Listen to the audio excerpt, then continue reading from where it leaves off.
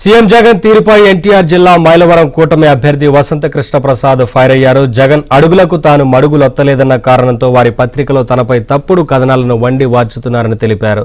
తోలుకొడు, వెదురుబీడెం, కనిమెర్ల, పోరాటనగర్ గ్రామాల్లో ఆయన ఎన్నికల ప్రచారం నిర్వహించారు. తనపై చేస్తున్న ఆరోపణలపై విచారణకు సిద్ధమని, మీరు సిద్ధమా అని కృష్ణప్రసాద్ సవాల్ విసిరారు. మైలవరం నియోజకవర్గ సమగ్రాభివృద్ధి లక్ష్యంగా పనిచేస్తున్న తనకు మరోసారి సేవ చేసే అవకాశం కల్పించాలని ఆయన విజ్ఞప్తి చేశారు.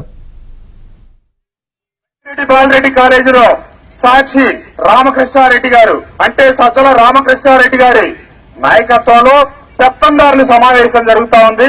కృష్ణప్రసాద్ ని ఎట్లా ఓడగొట్టాలి, కృష్ణప్రసాద్ ని ఓడగొట్టడానికి మైలవరం నియోజకవర్గాన్ని పంపించిన కోట్లాది డబ్బులు ఎలా పంపిణీ చేయాలి, మన కడప, కర్నూలు నుంచి లుంగి బ్యాచ్ వచ్చారు, ఇక్కడికి బ్లేడ్ బ్యాచ్, వాళ్ళందరితో డబ్బులు ఎలా పంపిణీ చేయాలి, మైలవరం నియోజకవర్గ వ్యాప్తంగా ఉన్నటువంటి వైఎస్ఆర్ కాంగ్రెస్ పార్టీ శ్రేణులకు కనుక డబ్బులు ఇస్తే కాజేస్తారు, వాళ్ళకి ముందప్ప చెప్తే కాజేస్తారు, ఓటర్ లిస్టులు వెరిఫై చేయమంటే చెయ్యరు, వాళ్ళంతా దొంగలు, వాళ్ళంతా అసమర్థులు, వాళ్ళు పనికిరాని వాళ్ళు అని చెప్పి ఈ పెత్తందారులు అక్కడ కూర్చొని ఎక్స్ట్రా డబ్బులు పంపిణీ చేయాలి, కృష్ణప్రసాద్ ని ఓడగొట్టాలంటే ఓటుకి 5,000 రూపాయలు ఇవ్వాలని 100 కోట్ల రూపాయలు ఇక్కడ డబ్బులు పెట్టారు.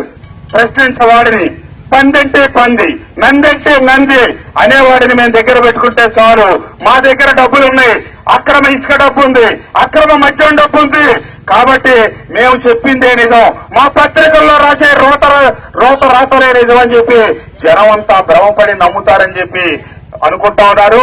డబ్బులు వెదజల్లి గెలవాలనుకుంటున్నారు.